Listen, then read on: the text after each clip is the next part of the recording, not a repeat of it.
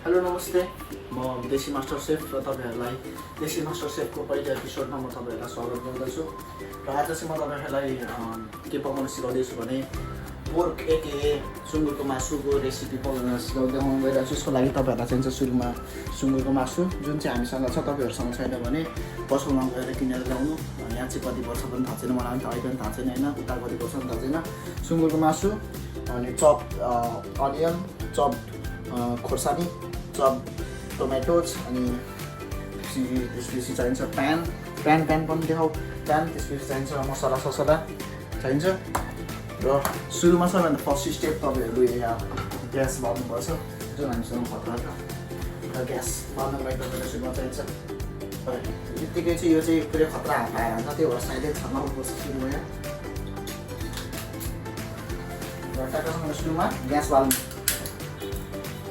ट्याक्क gas बालेर PAN बसाउने र त्यसपछि प्यान ट्याक्कसँग यसरी छान्नुहोस् र प्यान तातेपछि यहाँ हाल्नुपर्छ तपाईहरुले तेल। सुरुमा तेल लाउनुपर्छ प्यानमा भन्दा पनि अगाडि चाहिँ सुरुमा कपालमा लाउनु पर्यो सुरुमा र तेल लगाइसकेपछि प्यानमा तेल लाउनुहोस्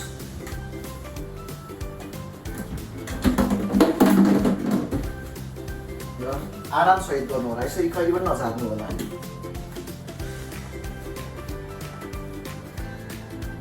र ट्याक्क प्यानमा तेल हाल्नुहोस्। अब तेल तपाईँलाई कति मनपर्छ त्यति नै हाल्नुहोस्। कतिको ओइली खानुहुन्छ, म चाहिँ त्यति ओइली खाँदिनँ किनभने I am very health conscious person.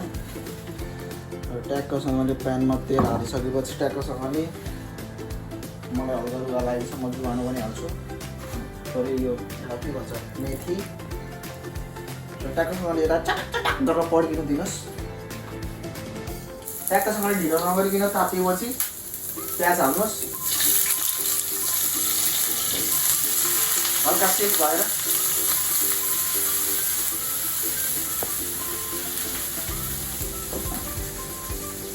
ट्याक्क PAN हालेर यसमा ट्याक्कसँगले प्याज हालिसकेपछि थोरै खोर्सानी पनि हाल्छु म चाहिँ।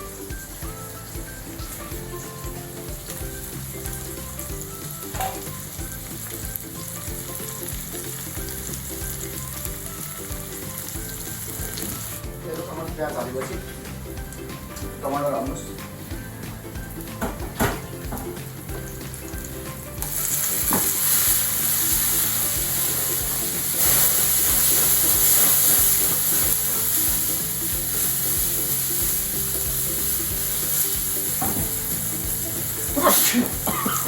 यस्तो आउनु सक्छ भने है, यो भनेको चाहिँ खाना मिठो हुन्छ भनेको सिग्नल हो।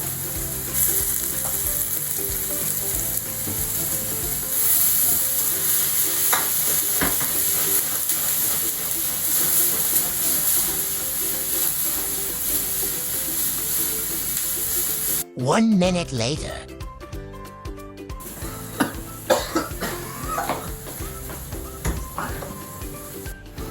यसरी गरेर खोर्सानी डढेर यस्तो आपत आउनु सक्छ, त्यही भएर बाहिर आउनुपर्छ। किचनको लागि एकछिन बाहिर आउनु सक्नुपर्छ। त्यही भएर खोर्सानी चाहिँ टिप्स चाहिँ आजको टिप्स चाहिँ मेन टिप्स चाहिँ खोर्सानी तेलमा पकाउनु होला। Let's go inside. गरम मसला हाल्नुहोस्, बेसा, धनिया पाउडर, जिराको धुलो अलिक धेरै हाल्नुहोस्। जिराको धुलो यो चाहिँ जिराको धुलो चाहिँ हामीसँग छैन, त्यही भएर मैले चाहिँ हालेर जस्तो मात्रै गरेको। र यसलाई राम्रोसँग चलाउनुहोस्।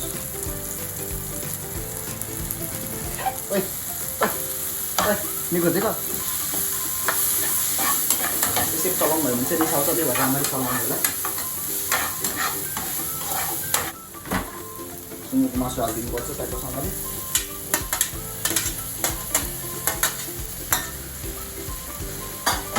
यो हालिसकेपछि चाहिँ चलाउनु होला, यसलाई चलाउनु होला। यस्तो मन लगाएर चलाउनु कि तपाईँ आफ्नो पेटमा औँला चलाउनु भएको त्यस्तो नेगेटिभ होइन, त्यस्तो नेगेटिभ होइन। यो पारिवारिक च्यानल है, पारिवारिक च्यानल।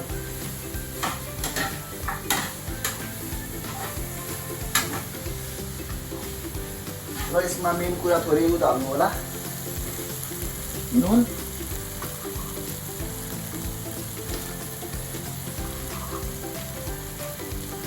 नुन हालिसकेपछि यसलाई फेरि चलाउनु होला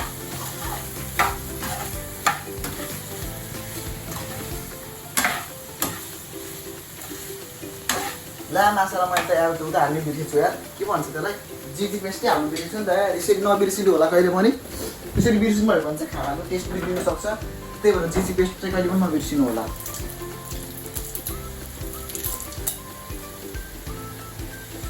जिजी पेस्ट पनि ट्याक्क सबैले हालिदिनु होला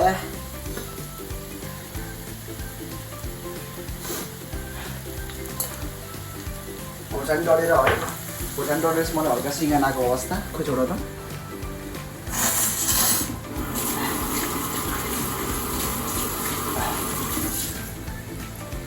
हल्का सिँगाना आएपछि यसरी हातले बत्ताबेला यसरी पुसिन्थ्यो अहिले पनि यसरी नै पुसिन्थ्यो होइन यसरी नै पुस्नु होला तपाईँहरू पनि र यसै गरी यसपछि के गर्नु पनि होइन यसलाई फेरि चलाउनुहोस् हेर्नुहोस् त कस्तो राम्रो देखियो यस्तो मिठो मिठो पकाएर तपाईँहरूलाई खाएपछि के म सिङ्गल हुनु डिजर्भ गर्छु होला म सिङ्गल हुनु डिजर्भ गर्छु होला म त हुनु त हस्बेन्ड मेटेरियल हो त्यही पनि मास्टर सेफ भएर तपाईँहरूलाई पकाउँदै खुवाउनु म सिकाउँदैछु र यसरी नै म लभ टिप्सहरू पनि दिँदै गर्छु र यसरी यसलाई 2 मिनटसम्म छोडिदिनु होला अब म पनि छोडिदिन आँटेको आइल बी ब्याक म मेरो एक्सपर्ट जस्तो होइन र टाक्कसँगले यसलाई मैले 2 मिनट छोपिदिएर टाक्क यस्तो दामी देखिन्छ होइन छोपिसकेपछि चाहिँ एकछिन यसलाई चलाउनु होला चलाउने काम चाहिँ गरिराख्नुपर्छ क्या गरिराख्ने हो चलाउने काम चाहिँ हल्का यसलाई ड्राई यसलाई हल्का ग्रेभी बनाउनुको लागि थोरै पानी कति डिस्टर्ब भयो यसो एकदिन चाहिँ अनि ट्याक्क पानी हालेर अब ट्याक्कसँगले लास्ट हो यो चाहिँ ट्याक्कसँगले अब यसलाई पानी थोरै हालेर अब 5 मिनट छोपिदिएपछि तपाईँको पोर्क रेसिपी फिनिस र म 5 मिनटपछि आउँछु भाइ यो हेर्दै गर है डढ्नु चाहिँ नदियो होइन चलाइराख न बेला बेला ल र म चाहिँ अब रुममा एकछिन चिलमा बस्छु मेरो पोर्क चाहिँ पाक्दै गर्छ 5 मिनटपछि गएर टाक्कसँगले ग्यास निभाएपछि पोर्क पकाउने कार्यक्रम सकियो 5 minutes later. यसै गरी 5 मिनट भयो अब चाहिँ मेरो पोर्क पाको यस्तो मिठो र दामी रेसिपिज तपाईँहरूलाई सकाइ पनि देख्नुभएको थिएन होला र खाँदा पनि एकदमै मिठो छ यो देखाउँदाखेरि भन्दा पनि हेरौँ ट्याक्कसँगले म ग्यास निभाइदिन्छु अनि हाम्रो पोर्क रेडी यस्तो दामी देखेको छ पोर्क होइन मलाई त कतिखेर खाम भइसक्यो क्या अरे खोइयाको मासु मलाई खोइयाको मासु यता यता हेर्दा खोइयाको मासु अरे यहाँ म्यासाला यहाँ खोइयाको मासु खोइ यहाँको मासु खोइ अरे थुप्रामा के हो यो मासु खाइसेन तैँले कहाँ खाएँ सकाइदिस् तैँले मासु अघि बिहान खाएको मैले मासु सकाइस् तैँले मासु सकाइस् मुख नधेर हौ कस्तो तर चाहिँ अलि नुन चाहिँ कम भएको छ है